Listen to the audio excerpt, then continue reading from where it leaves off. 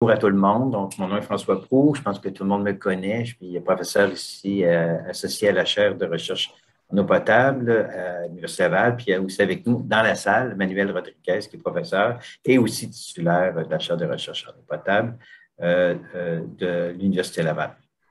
Il va agir en titre de modérateur du moment des questions. On va essayer de travailler, de se concerté. Donc, je vous remercie à tous, à tout le monde d'avoir répondu nombreux à cette invitation de la Chaire pour cette deuxième conférence de la programmation de l'automne. Avant de commencer, c'est la même chose que d'habitude. On garde nos caméras vidéo fermées pendant la présentation. Elle devrait durer entre 30 et 35 minutes. Si vous avez des questions, n'hésitez pas à utiliser le clavardage, la fonction clavardage de Zoom. Vous pouvez aussi, puis je vais relayer les questions aux conférenciers, vous pouvez aussi tout simplement demander la parole dans le clavardage, puis je vais vous la donner. Donc, aujourd'hui, on a le plaisir d'avoir avec nous M. Andrés Ardila Jiménez. Andrés est détenteur d'un baccalauréat en génie civil à l'université. Bon, je vais dire l'université, Andrés, parce que Universidad de los Andes à Bogota, en Colombie, où il a poursuivi des études de maîtrise axées sur l'hydraulique des systèmes de distribution d'eau potable dans le centre de recherche en aqueduc et égouts SIA. Après avoir travaillé dans le domaine du secteur privé et public en Colombie comme ingénieur hydraulique pendant quelques années, il a poursuivi ses études au doctorat avec nous en aménagement du territoire et développement régional à la chaire de recherche sous la direction de Manuel Rodriguez et Geneviève Pelletier. Andrés analyse l'optimisation de la surveillance routière, de la surveillance de la qualité de l'eau dans les réseaux de distribution. Le titre de la conférence est « Surveillance de la qualité de l'eau dans les réseaux de distribution, enjeux et perspectives ». À toi, Andrés. Merci François. Bon, merci à tous. Aujourd'hui, je vais vous présenter, je vais parler sur la surveillance de la qualité de l'eau potable dans les réseaux de distribution, quels sont les enjeux et les perspectives afin d'optimiser ce type de surveillance. Donc, voici les différents sujets qu'on va toucher aujourd'hui. On va commencer pour répondre à la question générale de en quoi consiste la qualité de l'eau. On verra quels sont les contaminants qui sont dans l'eau et pourquoi ce type de contaminants arrive dans le réseau de distribution. Après, on parlera sur en quoi consiste la surveillance de la qualité potable, de l'eau potable, pourquoi c'est important, quels sont les différents types de surveillance qu'on peut avoir. Et finalement, on verra les défis ou les difficultés qu'on peut avoir par rapport à ce type de surveillance et les perspectives de son optimisation. Donc, en commençant pour répondre à la question générale, en quoi consiste la qualité de l'eau potable. Donc, on dit de manière générale que la qualité de l'eau fait référence à les conditions physiques, biologiques et chimiques que l'eau doit avoir pour être utilisée dans son fin spécifique. Donc, dans ces cas-là, on parle de la consommation humaine. Donc, l'eau, dans ces cas-là, il doit respecter les valeurs maximum et minimum établies pour le règlement avant d'être consommée sans aucun type de risque. C'est pour ça que l'eau qu'on prend normalement de la source d'eau brute avec certains types de caractéristiques est acheminée vers le système de traitement où, grâce à différents types de procédures, on peut enlever la plupart des contaminants en assurant que la qualité de l'eau à la sortie de l'usine de traitement est de très bonne qualité et sans aucun type de risque. Cependant, l'eau doit traverser le réseau de distribution pour pouvoir arriver jusqu'à les consommateurs. Et c'est ici, dans le réseau de distribution, où on pourrait avoir une dégradation importante de la qualité de l'eau en raison de la différente interaction avec des différents facteurs. Donc, quels sont les différents types de contaminants qu'on peut trouver dans les réseaux de distribution? D'un côté, on a les contaminants microbiologiques qui sont liés à des maladies de type aigu, c'est-à-dire des maladies qui vont faire mal dans les corps très, très vite. Donc, par exemple, les problèmes gastro-entériques, la diarrhée, les désinfections urinaires. Et on voit très familles importantes. Donc, on parle des bactéries pathogènes comme les E. coli, les Legionella, des virus comme le rotavirus et finalement des protozoaires comme les Giardia ou la Cryptospora. D'autre côté, on a les contaminants physico-chimiques, d'un côté inorganique, comme par exemple les plomb, l'arsenic, nitrate et nitrite, et aussi des contaminants chimiques organiques comme les pesticides, mais aussi les sous-produits de la désinfection. Je parlerai sur ce type de contaminants un peu après, mais ce type de contaminants sont liés à des maladies de type chronique. Ça veut dire que ça va prendre du temps pour faire mal dans les corps, comme des problèmes comme les cancers ou des problèmes de reproduction. Donc, comment est-ce que ce type de contaminant arrive dans le réseau de distribution? Bon, on va commencer pour dire que si on n'a pas un traitement adéquat dans le site de traitement, on ne pourrait pas enlever la plupart des contaminants et on va permettre l'entrée des pathogènes dans le système de distribution. D'autre côté, on a la contamination externe. Ça veut dire qu'on va perdre l'herméticité du système, et par exemple, par rapport des bérets des conduits à des réparations. Et on va permettre l'entrée des pathogènes, comme par exemple si on a des raccordements croisés avec des systèmes des eaux usées. Finalement, les pathogènes qui entrent, les micro-organismes qui entrent dans le système, ils vont s'attacher sur les parois des conduits en formant des biofilms qui sont une union complexe des micro-organismes, des substances polymères extracellulaires et des matières organiques et inorganiques qui sont connues pour fomenter la formation des biofilms. Et dans cette biofilm, on va promouvoir la croissance microbiologique et des pathogènes qui peuvent se détacher des parois et arriver jusqu'à les consommateurs. C'est pour ça qu'on utilise souvent un désinfectant secondaire afin de garantir la qualité de l'eau dans les réseaux de distribution. Malheureusement, la matière organique et les contaminants microbiologiques vont réagir avec les désinfectants secondaires et vont former un autre type de contaminants, ce sont les sous-produits de la désinfection. Ces types de contaminants vont s'accumuler dans l'eau jusqu'à ce que les désinfectants secondaires soient totalement consumés. Donc, de manière générale, on voit que soit les contaminants microbiologiques, soit les contaminants, les sous-produits de la désinfection, ils sont liés à différents types de paramètres. Donc, on a par exemple la matière organique, ça va affecter la croissance microbiologique, mais aussi la consommation des désinfectants secondaires.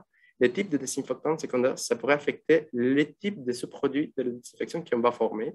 Et les caractéristiques des conduites, ça va faire, par exemple, le diamètre, le matériel, aussi l'âge ou l'état actuel des conduites.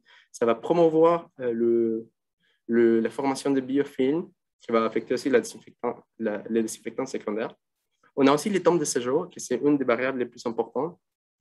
Ça fait référence à le temps que l'eau reste dans le réseau de distribution avant d'être consommée. Donc, si on augmente le temps de séjour, on va favoriser la dégradation des désinfectants secondaires, mais aussi la formation et l'accumulation de sous-produits de la désinfection. La température, de son côté, c'est vraiment important parce que ça va affecter la vitesse des réactions chimiques dans l'eau. Par exemple, à l'été, on pourrait avoir une dégradation de la qualité de l'eau plus vite. Et finalement, on a des bris aimantiques qui vont permettre l'entrée des différents pathogènes au système. Donc, tout ça pour dire de manière générale que la qualité de l'eau change dans l'espace et dans le temps. Par exemple, ici, on voit 2 points. Un des points, c'est à la sortie du site de traitement et un autre point dans n'importe quel quartier.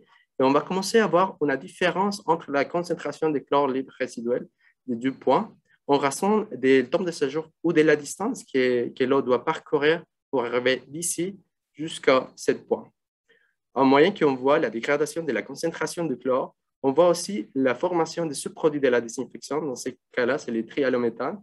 Donc, dans ce point ici, on pourrait avoir des problèmes liés à la contamination microbiologique, mais aussi des problèmes liés à les sous-produits de la désinfection. C'est pour ça que souvent, on vise à faire surveillance sur les temps de séjour. Donc, on va surveiller des sondes avec des autres temps de séjour. Ça pourrait être des extrémités du réseau, les banlieues par exemple, des sondes avec des faibles demandes en eau, parce que ça se traduit à une vitesse réduite de l'eau et un augment des temps de séjour, mais aussi des sondes avec des loupes, des boucles, parce que l'eau va rester stagnante avant d'être consommée. Finalement, il faut prendre en considération aussi les réservoirs, parce que l'eau va rester dans les réservoirs plusieurs heures avant d'être consommée. Les matériaux, c'est aussi important parce que, on voit par exemple les fonds grises et que nous, pour favoriser la corrosion des conduits, ça va nous amener à la formation des biofilms et à la dégradation de la qualité de l'eau. Et de notre côté, on a les matériaux en plastique, comme le PVC, où on pourrait avoir moins de problèmes de corrosion, mais en même temps, on pourrait augmenter la production des sous-produits de la désinfection parce que le chlore va se concentrer sur les précurseurs des sous-produits plutôt que sur les exudants de la corrosion. Donc, tout ça pour dire en général que la qualité change dans l'espace, comme on voit dans l'image. Même si on fait une zoom dans une petite échelle, on va dire un quartier, on verra que la variation entre les différents points est importante. Donc ici, vous voyez par exemple différents points de surveillance et la variabilité des chlore libre résiduel pour chaque point en été. Donc on voit qu'il y a quand même une variabilité importante des concentrations. Il y a quand même des points où on pourrait avoir des problèmes de qualité de l'eau car sa concentration est plus basse que les valeurs recommandées. Cette variabilité, ça pourrait se voir aussi dans l'hiver, par exemple. On voit ici les mêmes points et la variabilité de la concentration. C'est moins fort que par rapport à l'été, mais c'est quand même important de prendre en considération pour une surveillance adéquate. Donc, voici un exemple à la ville de Québec. C'est le travail des Rochettes en 2017 sur le quartier de Bargette et des données qui sont collectées entre mai et septembre. Donc, les auteurs ont choisi différents points dans ce quartier et on commence à voir aussi la différence entre les temps de séjour des différents points. Il y a quand même une différence entre 8 heures entre les différents points. Ici, on voit la variabilité du chlore, qui c'est important pour dire, même si le quartier ce n'est pas trop grand. Et il y a des points aussi où on pourrait avoir des problèmes de qualité de l'eau. Par rapport à l'éthréalméthane, on voit que la variabilité, ce n'est pas trop important, mais ça pourrait dépendre aussi les différents composants des facteurs que j'ai déjà parlé dans ce secteur. Donc, jusqu'à ce moment, on avait déjà parlé un peu sur la qualité de l'eau, ses comportements. Maintenant, on parlera sur la surveillance de la qualité de l'eau, pourquoi c'est important et qu'est-ce qu'on cherche avec la surveillance. Donc, les premières choses, c'est de vérifier la conformité aux normes exigées pour la réglementation.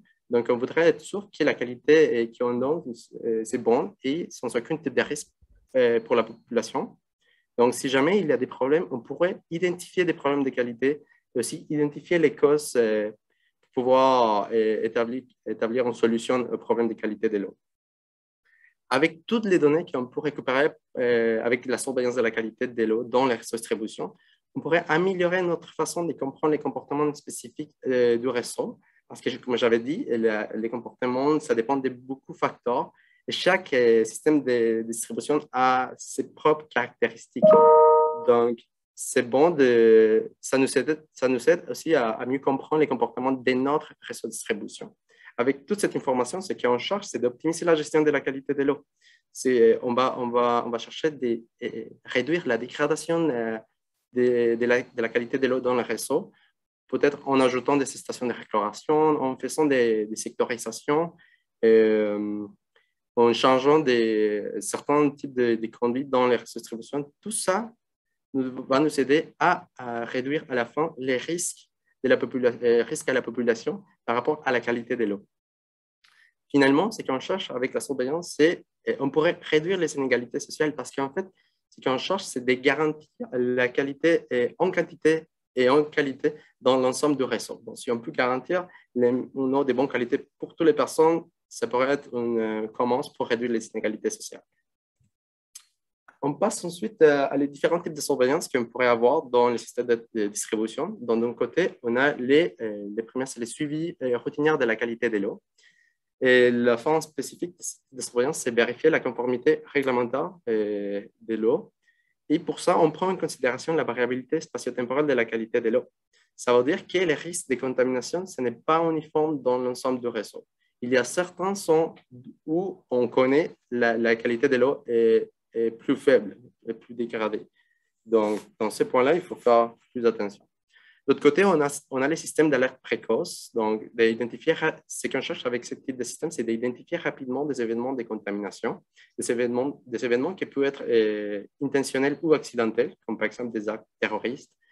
Et c'est important de dire que le risque à la population est comparable pour l'ensemble du réseau. Dans ce cas-là, ce type d'événement de contamination peut arriver à n'importe quel lieu dans le réseau. Donc, il faut prendre ça en considération. Et finalement, on a la modélisation des systèmes. Ce qu'on cherche avec la modélisation, c'est de mieux connaître les comportements de la qualité de l'eau et pouvoir établir quels sont les sons avec les conditions les plus défavorables par rapport à la qualité de l'eau. Donc, on a la modélisation hydraulique. Ça va nous aider à vérifier les pressions dans les réseaux, mais aussi les temps de séjour, avec les temps de séjour, on pourrait modéliser aussi les chlores libres résiduels. Comme ça, on pourrait établir quels sont les sons dans les réseaux où on a la plus faible concentration de chlore libres résiduels. Et finalement, on pourrait modéliser les différents contaminants, comme par exemple les sous-produits de la désinfection, afin de pouvoir établir quels sont les sons à surveiller. On va se concentrer un petit peu sur les premiers types, c'est-à-dire le suivi routinier de la qualité de l'eau. Donc, on sait que la surveillance de la qualité de l'eau, c'est lié à différents types d'écoutes. Donc, on a des écoutes de transport, des analyses, mais aussi de la demande d'offres. Et on a aussi une limite budgétaire. On a un budget qu'on doit respecter. Donc, c'est impossible de surveiller l'ensemble du réseau. Donc, c'est pour ça qu'on cherche de sélectionner, de faire une bonne sélection sur les points de surveillance, les points qu'on va échantillonner. Avec cette sélection, c'est qu'on se pose la question souvent, quels sont les différents paramètres à surveiller, avec quelle fréquence, mais surtout où je devrais échantillonner. Donc, d'un côté, les règlements de la qualité de l'eau potable nous dit quels sont les différents paramètres qu'on doit surveiller et avec quelle fréquence. Par exemple, les contrôles bactériologiques, on voit les coliformes totaux, les colis, les concentrations de chlore libre résiduel. Par rapport aux physico-chimiques inorganiques, on voit les plombs, les cuivres, les chloramines. Et du côté organique, on voit les trihallométhane. Donc, ici, j'ai un petit tableau d'exemple par rapport à la fréquence, par rapport aux bactéries coliformes totaux et E. coli. Et le nombre de points de fréquence, c'est en fonction de la quantité de personnes qui ont de la clientèle de Sarbi. Donc, si on augmente la quantité de personnes de Sarbi, on augmente aussi la fréquence. Mais c'est sûr que les opérateurs, chaque opérateur a la responsabilité de sélectionner les points prélèvements appropriés parce que les comportements de la qualité de l'eau, ça dépend et varie dans chaque système. Donc, c'est l'opérateur qui doit choisir correctement ou de manière adéquate les points de surveillance. Les guides ou les règlements donnent quelques idées, quelques recommandations afin de choisir correctement les points de surveillance. Ça peut être les points plus éloignés de l'entrée, les points avec les autres tombes de séjour, et les emplacements critiques comme les loops ou les zones à faible demande en eau, mais aussi les zones avec des consommateurs sensibles, comme par exemple des hôpitaux, des garderies, des maisons de retraite, et finalement des bâtiments publics ou des bâtiments avec un accès facile parce qu'on aimerait surveiller de manière continue. Et finalement, avec tout ça, on se pose la question souvent de pourquoi est-ce que la surveillance de la qualité de l'eau dans la distribution est complexe. Donc, pour répondre à cette question, on voit, comme on a déjà parlé, la variabilité, on a une variabilité importante spatio-temporelle de la qualité de l'eau. Et aussi, c'est important de dire que les comportements des contaminants changent selon leur nature. Donc, ce n'est pas les mêmes comportements pour chaque type de contaminant. Par exemple, si on prend les contaminants microbiologiques, on dit que normalement, on augmente la probabilité d'avoir des problèmes de ce type de contaminant avec une autre tombe de séjour et des sons avec une faible concentration de chlore, mais aussi des sons avec on utilise un conduit métallique parce que ça va promouvoir les corrosions et des problèmes avec des biofilms. Par rapport aux trihallométhane, et ce n'est pas trop loin des comportements des contaminants microbiologiques. Donc, ça augmente avec les tombes de séjour parce qu'ils vont s'accumuler dans l'eau. Et c'est important de vérifier aussi des sons avec des faibles concentrations de chlore parce que dans cette sonde, les chlores a déjà réagi. Et donc, on verra, on augmente la concentration de trihallométhane. Et finalement, des conduits en plastique, ça peut être aussi important. Mais, par exemple, les acides oralacétiques, c'est un autre type de sous-produit de la désinfection. C'est important de dire que les trihallométhane et les acides oralacétiques sont les deux plus importants sous-produits de la désinfection en regardant la quantité, la proportion, les concentrations qu'il y en a par rapport à des autres types de sous-produits de la désinfection. Donc, pour les acides oralacétiques, son comportement, c'est un peu différent parce que ce n'est pas trop lié avec les temps de séjour. Parce que différents types de composants de ce type de contaminants vont être biodégradés par les biofilms qu'on peut trouver sur les parois des conduits. Donc, ce qu'on pourrait voir, c'est qu'on augmente des concentrations jusqu'à un point dans les distributions et après ça va commencer à réduire. Donc, à des zones avec des autres tombes de ce genre, on pourrait avoir moins de ce produit de la désinfection. Une autre chose importante à dire, c'est qu'on a une grande incertitude dans les variables qui affectent la qualité de l'eau. Donc, connaître les tombes de ce genre est vraiment complexe dans un réseau de distribution. C'était affecté, par exemple, pour les facteurs de consommation de la population et des changements qu'on fait dans les réseaux de distribution. C'est vraiment complexe à avoir cette variable, mais c'est en même quand même très, très, très important. Il est aussi important de dire qu'on ne connaît pas, il y a des données qu'on ne connaît pas dans la ville, dans la réseau de distribution. Donc, surtout, il y a des conduits qu'on ne connaît les matériels, on ne connaît pas le H d'installation, on ne connaît pas les diamètres réels parce que ça change aussi pendant le temps. Donc, avec tout ce problème, l'opérateur souvent se pose la question, OK, si la variabilité change dans l'espace et dans le temps, où est-ce que je devrais échantillonner? Est-ce que je devrais utiliser les mêmes points d'échantillonnage toute l'année? Et est-ce que je pourrais changer les normes des points de surveillance que j'ai fait dans une saison et pour augmenter, par exemple, les points de surveillance dans une autre saison où je sais qu'on a une variabilité plus forte? Donc, pour répondre à toutes ces questions, il faut vraiment connaître et comprendre les comportements de la dégradation de la qualité de l'eau dans les réseaux de distribution. Et pour chaque réseau de distribution, parce que ça varie, ça dépend des différents facteurs. Donc, un autre défi à faire face, c'est la représentativité de la qualité de l'eau. Donc, ce n'est pas facile de dire comment définir la représentativité de la qualité de l'eau prélevée dans un point de surveillance. Donc, les qualités que je prends dans un point, ça peut être représentatif de tout un secteur, c'est représentatif d'une zone un peu petite ou seulement des lieux où je fais les prélèvements. Est-ce que on se pose la question aussi, est-ce que cette zone de représentativité change pendant le temps, dans l'espace? Ça peut être plus grand en hiver, plus petit à l'été. Ce sont des questions qu'on se fait par rapport à la représentativité. Et finalement, il faut dire, établir qu'est-ce qu'on cherche avec la surveillance. Donc, on doit trouver une représentativité globale, ça veut dire des moyennes des concentrations des contaminants dans les réseaux, ou est-ce qu'on voudrait échantillonner les zones les plus vulnérables, les plus problématiques?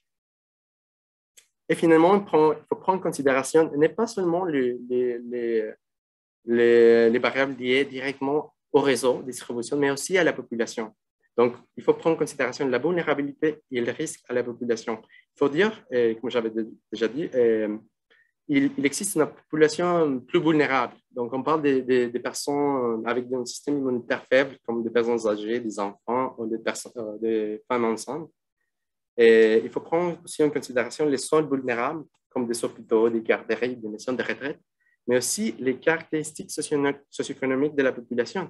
Parce que par exemple, si un enfant n'est pas nourri correctement à cause de la capacité socio-économique de sa famille, il pourrait être plus vulnérable à des problèmes de santé par rapport à la qualité de l'eau.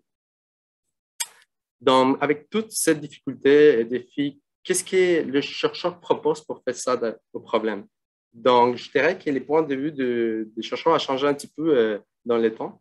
On commence à voir avec un point de vue plus hydraulique. Donc, on utilisait les chemins hydrauliques, les patrons de consommation et les débits, surtout pour choisir les points de surveillance dans le réseau de distribution. Après, quelques chercheurs ont proposé des principes statistiques comme la sélection aléatoire, les variables de stratification. Et on passe ensuite à utiliser des données de la qualité de l'eau. Donc, on utilisait le temps de séjour, la concentration de chlore libre ou aussi les plans de la population afin de mieux cibler les zones à surveiller dans les réseaux de distribution. Et finalement, on arrive à ce que les points de vue plus partagés dans ce moment-là pour les chercheurs, c'est un point de vue holistique. Ça veut dire qu'on va prendre en considération différents types de facteurs. On parle des facteurs hydrauliques, structuraux, de qualité de l'eau, mais aussi de la population et de l'occupation du territoire. Tout ça pour mieux choisir les points de surveillance dans la réseau de distribution. Donc, voici un petit tableau résumé avec les différents facteurs opérationnels de qualité de l'eau, structuraux, populationnels et d'occupation du territoire que le chercheur prend en considération pour mieux cibler les points de surveillance. Donc, on voit surtout que les auteurs se sont concentrés sur les facteurs opérationnels et les paramètres de qualité de l'eau. Mais avec le temps, ils commençaient à ajouter des différents facteurs pour mieux prendre en considération le point de vue comme holistique des différents types de barrières.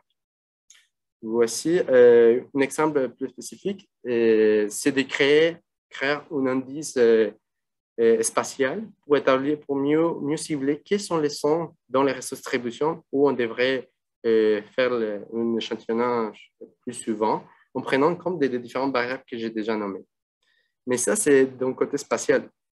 Du côté temporel, les chercheurs commencent aussi à avoir les besoins d'établir cet indice de qualité de l'eau, par exemple ici, par rapport à les différentes saisons.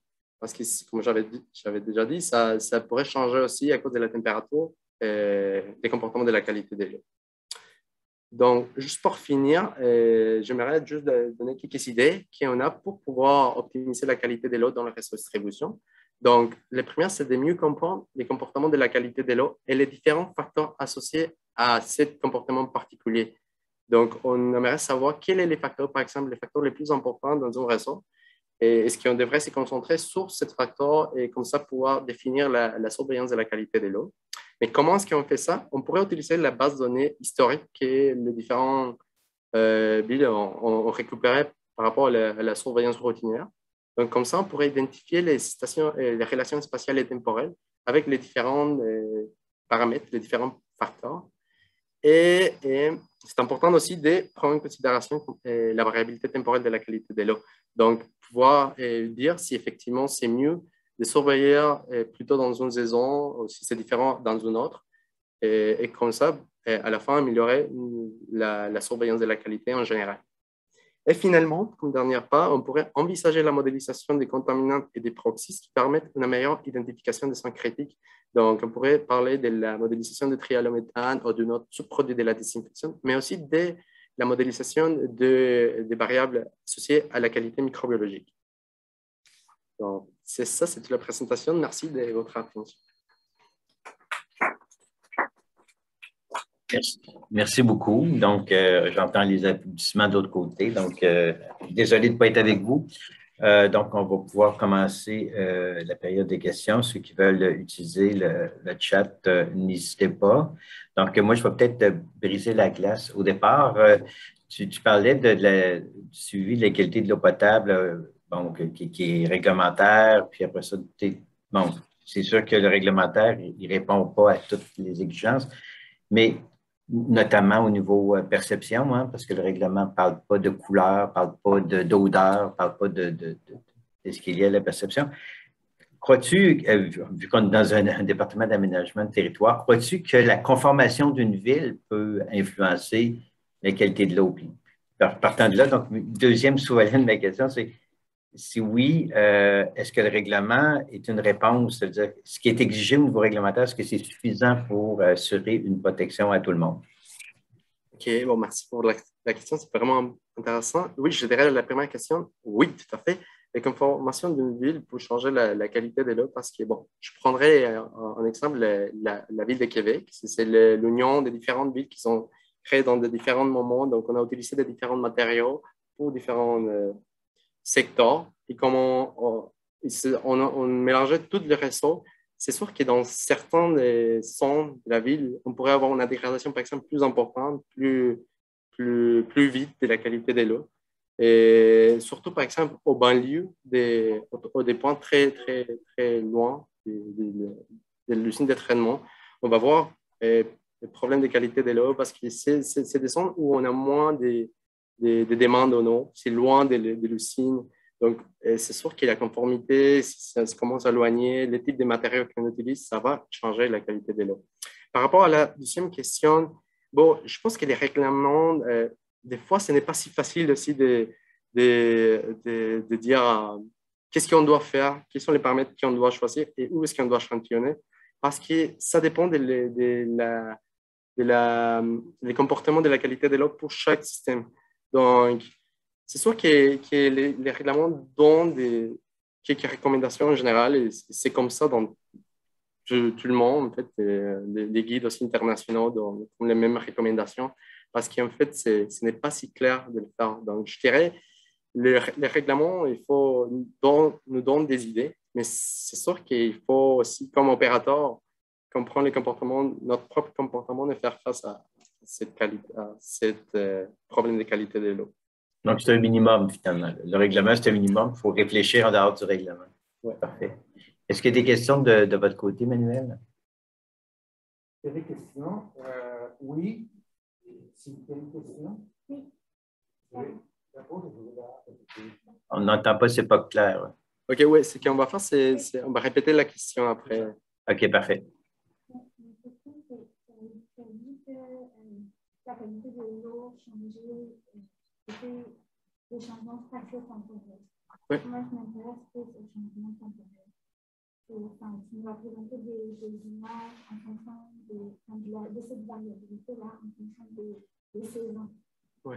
Juste que je veux savoir, est-ce que dans la littérature, il indique qu'il y a des saisons qui sont plus critiques que d'autres? Puis si il y a ces saisons-là, quelles sont les variables de la qualité qui sont plus critiques, c'est ça?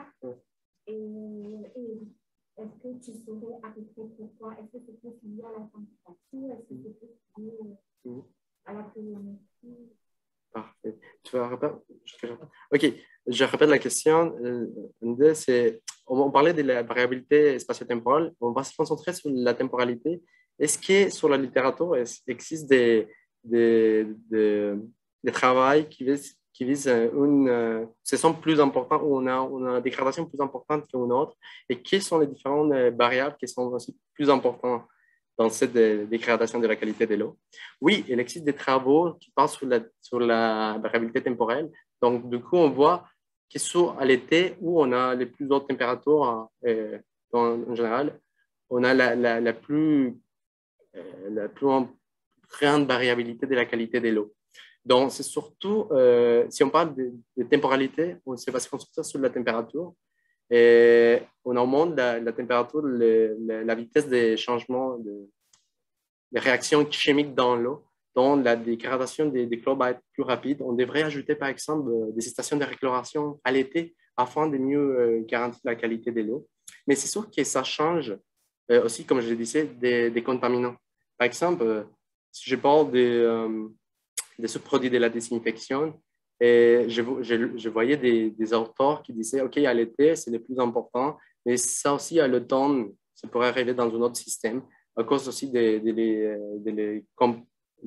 la matière organique qui arrive dans certaines périodes. Donc, ça change beaucoup entre les différentes saisons, mais surtout, quand on parle de temporalité, on dit que la température, c'est le plus important, et ça change en dépendant des différents contaminants.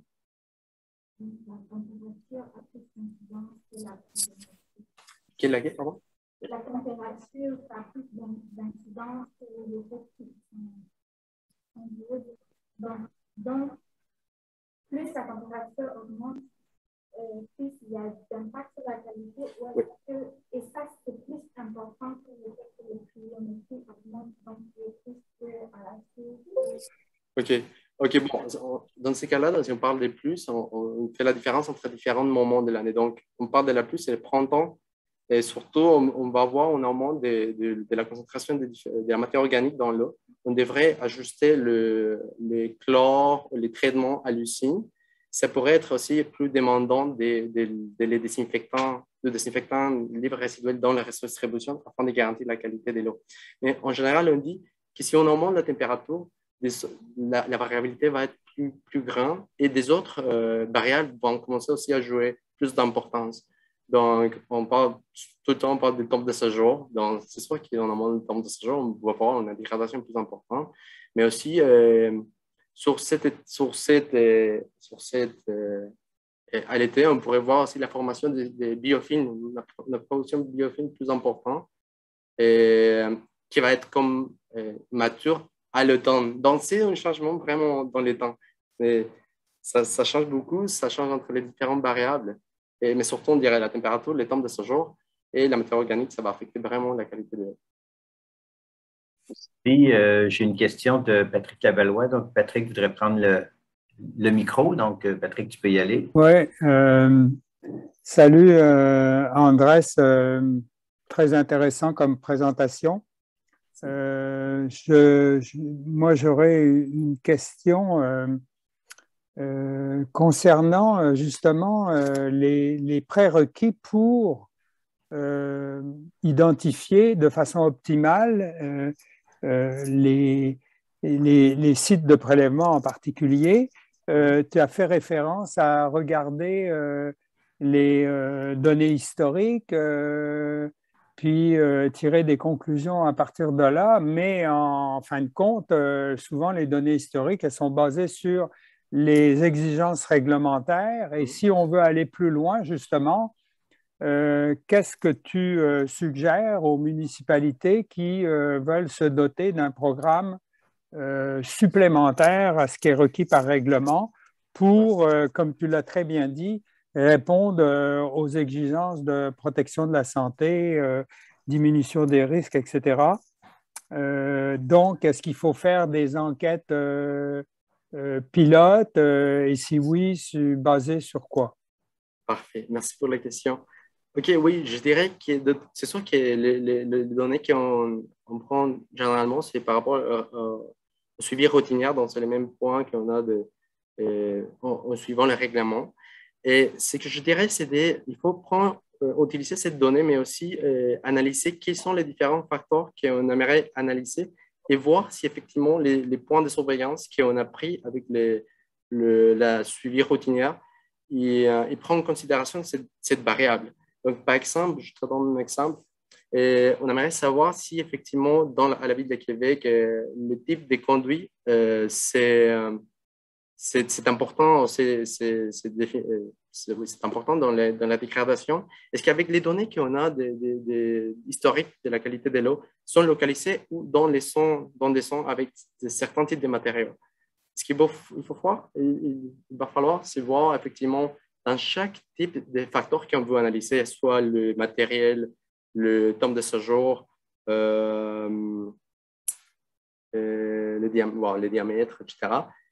Si effectivement il y a des points, des prélèvements qui ont déjà pris dans 7 points dans la ville qu'on aimerait essayer. Sinon, il va falloir faire comme de pouvoir dire, OK, il me manque des données dans certains types de paramètres que j'aimerais voir, comme par exemple, juste à côté d'une station de récupération, la sortie d'un réservoir, et aussi des mix entre variables. C'est complexe, mais c'est sûr qu'on aimerait juste trouver si effectivement il y a des facteurs plus importants à prendre en considération pour améliorer la surveillance de la qualité. Donc, je dirais, au début, essayer de voir si effectivement les données qu'on a par rapport sont liées à différents facteurs qu'on veut analyser. Sinon, il faudrait faire un autre plan d'analyse en ajoutant des différents facteurs qu'on aimerait analyser. Et pour la réponse, Andrés, est-ce qu'il y a d'autres questions? Parce que sinon, j'en poserai une autre. Est-ce que j'ai le droit? Oui. J'aimerais poser une OK, vas-y, dans la salle. Pour compléter la question de Cynthia, c'est très pertinent, la question de temporalité, mais tu connais un peu la qualité de l'eau dans la région de Québec, les problématiques, et on est dans une géographie avec des variations saisonnières extrêmes. Comment une optimisation dans une région comme la région de Québec pourrait être différente que dans une géographie où les variations saisonnières ne sont pas aussi importantes? Oui, effectivement. Il y a des... Tu peux fermer ton micro? Merci. OK.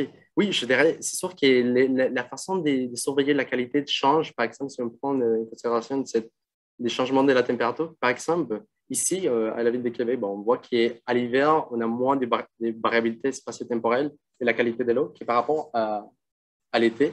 Mais si on fait, par exemple, dans une autre ville où on n'a pas grand changement de la température, c'est sûr que la surveillance doit se concentrer sur des autres types de facteurs.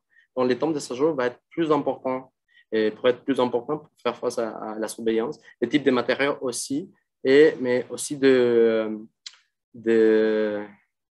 prendre en considération les facteurs sociaux.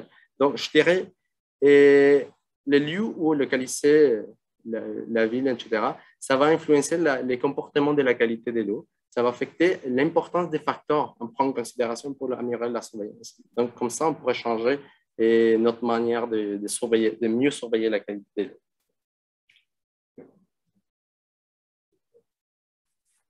D'abord, parfait. Je voudrais faire du pouce un petit peu sur la question de Patrick. Tu es probablement au courant que le règlement sur la qualité de l'eau potable a déjà commencé à travailler sur la question de la saisonnalité, notamment avec le paramètre du plomb dans l'eau potable. Donc, maintenant, il faut faire des surveillances très spécifiques de ce paramètre-là durant la période estivale. Donc, déjà il y a une prise en compte par le ministère de la problématique saisonnière, si on veut, de la qualité de l'eau. Puis, comme je comprends de ta conférence, il faudrait tenir en compte aussi des places où il y a beaucoup de demandes en eau ou des places qui en ont moins parce que la qualité peut être altérée. Et puis d'avoir peut-être une variation de notre plan d'échantillonnage selon la saison. Parce que l'hiver, c'est plus tranquille, c'est mollo, il y a moins de croissance microbiologique. Bon, ça va bien. Moins de réaction aussi avec les conduites, puisqu'il fait froid, l'eau est près de zéro. Puis en été, où est-ce qu'on monte à 25 dans le réseau, ou près de 25, là, on a plus de cinétique. Est-ce que c'est ça que je comprends de... Oui, je dirais... Ce serait une bonne solution, oui. Je dirais, ça dépend aussi du type de contaminant. Ça change beaucoup. Donc, si on parle des plombes, OK, on va se visser dans la température la plus chaude et surtout des quartiers où on a des constructions vieilles avec ce type de matériaux. Mais c'est sûr que ça change en dépendant des types de contaminants. Donc, si jamais on veut, par exemple, analyser les acides oléoacétiques, OK, on va prendre en considération pas les extrémités du réseau, pas les moments surtout dans les moments de l'année où on a moins de formations de biofilms. Par exemple, à l'hiver, on pourrait avoir moins de biofilms. Donc, ces types de contaminants pourraient être moins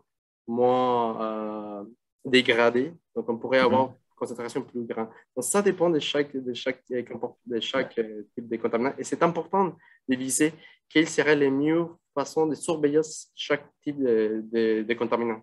Parce que des fois, on aimerait faire tout des contaminants en même temps avec les mêmes points et avec les comportements de chaque matériau, ce n'est pas si facile. En plus, dans un réseau, ça peut être complexe aussi d'avoir des points de prélèvement parce que quand on parle, par exemple, de la banlieue où il y a une grande étendue des maisons, mais une demande très, très faible, surtout durant la journée, bien, d'un autre côté, c'est très difficile d'aller faire des prélèvements parce qu'il n'y a pas de commerce, il n'y a pas d'endroit spécifique pour les prélèvements. Donc, ça rajoute à la complexité. Ouais. Tout à fait. Oui, parfait. Question dans la salle. Oui. Donc, si je comprends bien, si je me base sur ta réponse à François, je dirais que pour les solutions proposées au niveau de la modélisation, je dirais que ce serait mieux de privilégier la modélisation de contaminants plutôt que la modélisation hydrologique et la modélisation de précision. Tu peux répéter la question? Oui, je répète la question. OK, parfait. L'idée, c'est la question se pose, est-ce qu'avec les différents types de modélisation qu'on a, est-ce qu'on pourrait favoriser la modélisation des contaminants par rapport à les contaminants, à la modélisation, par exemple, hydraulique, afin de mieux surveiller la qualité de l'eau? Je pense qu'il a un... Donc, OK. Je dirais, et par rapport à la modélisation, on va ajouter chaque type de modélisation a ses propres problèmes. Donc, on disait la modélisation des contaminants pourrait être plus directe. Je pourrais, OK, si je suis capable de modéliser certains types de contaminants dans les réseaux de distribution d'une manière correcte, je pourrais localiser tout de suite quels sont les lieux où je pourrais avoir des problèmes. Mais par exemple, à la modélisation des contaminants, ce qu'on fait souvent, c'est de la modélisation empirique. Donc, on utilise les données qu'on a récupérées de champs, de la réalité, pour établir un modèle afin de mieux cibler la concentration de chlore. Mais c'est des contaminants. Mais c'est vraiment complexe d'avoir un même modèle correct pour tout l'ensemble du réseau. Parce que ça s'est affecté pour différents types de facteurs. Et aussi la quantité de données qu'on a besoin pour avoir un très bon modèle, ça pourrait être complexe. D'autre côté, par rapport aux modèles hydrauliques et des dégradations de chlore, ça c'est vraiment aussi complexe parce qu'on devrait avoir un modèle calibré. Ça veut dire qu'on va connaître correctement les différents diamètre, matériaux, rugosité de la ville, de l'ensemble du réseau. Et ça pourrait être vraiment coûteux, surtout pour les petites municipalités où on n'a pas beaucoup d'argent, beaucoup de budget. Et oui, et ça affectait surtout les temps de séjour. Les temps de séjour affectaient en même temps la modélisation des corps libres résiduels. Donc, je dirais, la modélisation, ça nous aide à améliorer un petit peu, mais c'est sûr qu'il va falloir continuer à faire la surveillance routinière dans la distribution afin d'améliorer la surveillance. Vas-y. Est-ce qu'il y a des questions de la... Oups, je m'entends double. Est-ce qu'il y a des questions de l'Assemblée? Non. Ah, ici, j'ai des questions. Donc, j'aurais une autre question. Donc, Patrick, tu peux prendre le micro. Oui, je voudrais revenir sur la question de ce que tu appelais Early Warning System, là, détection de ce que j'ai compris de contamination imprévue. Oui. Et là, tu parles que ça concerne l'ensemble du réseau. Alors, dans ma première question, pourquoi l'ensemble du réseau plutôt qu'une section particulière? Et d'autre part, comment améliorer ce système de détection plus rapide, justement, d'intrusion ou autre? Parfait. C'est pour la question. Je vais profiter pour montrer une slide. J'avais fait ça pour ça. OK, donc on parlait des systèmes d'alerte précoce. Je dirais, j'aurais dit que on va dire les risques, c'est pour l'ensemble du réseau. Et c'est à cause que, je vais cacher un moment. C'est parce que ce type d'événement peut arriver dans n'importe quel lieu du réseau. Donc, par exemple, si on parle d'un acte terroriste, un terroriste va jeter des polluants dans n'importe quel lieu dans les réseaux de distribution. Donc, il faut prendre en considération que c'est lié plutôt à un événement n'importe lequel. Donc, ce n'est pas facile de dire, OK, c'est lieu, on va progresser la surveillance si on sait que ça peut arriver dans n'importe quel lieu dans la distribution. Donc, qu'est-ce qui est normalement le chercheur propose pour optimiser ce type de surveillance? Bon, on va dire avant, c'est important de dire que c'est un autre sujet. On dit dans la littérature, on fait comme la séparation entre les systèmes d'alerte précoce et son optimisation et l'optimisation de la surveillance routinière. Donc ici, quand on parle des systèmes d'alerte précoce, on utilise, comme j'avais dit, la égalité de risque. On prend en considération les patrons de consommation parce que comme ça, les polluants ou les contaminants vont bouger d'une autre façon, d'une autre manière. On doit analyser la dilution des contaminants, jusqu'à quel point les contaminants peuvent arriver. Et aussi la taille des systèmes ici va être vraiment important parce que ce ne va pas être la même risque, la même influence sur les contaminants. Donc ici, les objectifs généraux, ce qu'on cherche, c'est détecter les temps de détection, la couverture de la demande, la population exposée, aussi les ranges, la zone de la contamination, mais aussi la probabilité de détection, les risques de la contamination. Et il me manque là. Bon. Mais en tout cas, les objectifs sont un peu différents parce que, j'avais dit, les risques sont égaux. Ils cherchent une autre manière de surveiller la qualité de l'eau dans la distribution.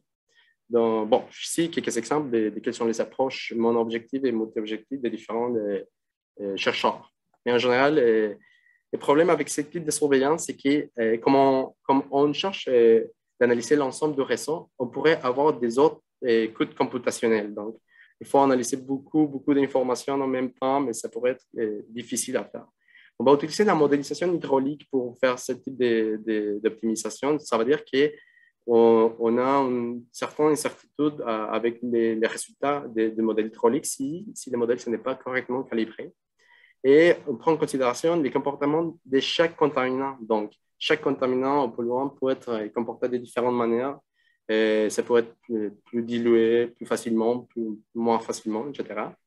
Et aussi, on a aussi un autre nombre de solutions. Donc, on peut mettre ce type de surveillance dans n'importe quel lieu de réseau de distribution. Donc, il faut analyser chaque solution. Ça pourrait amener aussi à des coûts computationnels afin de faire cette optimisation. Donc, merci beaucoup, Andrés. Donc, j'ai une dernière question donc, de René Lamontagne, j'imagine, ou en tout cas de René, du moins. Est-ce qu'on pourrait réaliser moins de surveillance, mais compléter le traitement avec des systèmes de filtration domestiques? OK. Bon, ça c'est une bonne question. Je dirais, ça dépend du type de contaminant, en fait. Si on veut, c'est sûr que c'est une solution pratique. Si on peut ajouter des ça, mais je pense que ce n'est pas l'idée de pouvoir ajouter des traitements chez chaque personne parce que ça pourrait coûter beaucoup. Il y a des personnes qui ne peuvent avoir de l'argent pour acheter ce type de filtration. Ce n'est pas autonome, ce n'est pas si facile à gérer. Donc, je dirais aussi, ça dépend des contaminants. Tous les types de filtres vont enlever les contaminants de ceux qu'on veut protéger. Donc, ce n'est pas si facile. Effectivement, oui, c'est tout un contrat. Il faudrait gérer la gestion de tout le changement de ces filtres-là, puis ça serait un peu complexe. Donc, je te remercie beaucoup, Andrés. Donc, je remercie tout le monde d'avoir assisté à la conférence aujourd'hui. Donc, on vous invite pour la prochaine visioconférence qui va avoir lieu le 17 novembre prochain à midi. Toujours même heure, même poste. Vous allez recevoir la plupart des gens qui sont préinscrits ont déjà reçu le lien. Ceux qui sont inscrits pour toutes les conférences, vous allez avoir le lien le lundi avant la conférence. Cette conférence-là va être donnée par M. Christian Ortiz Lopez et le titre de sa conférence va être « Modélisation de la qualité de l'eau brute, une composante des systèmes d'alerte précoce ». Donc, c'est une suite. Hein? Donc, on parlait d'alerte précoce aujourd'hui. On va en apprendre davantage la prochaine fois. Donc, je remercie tout le monde et puis on va se dire à la prochaine. Merci. Au revoir.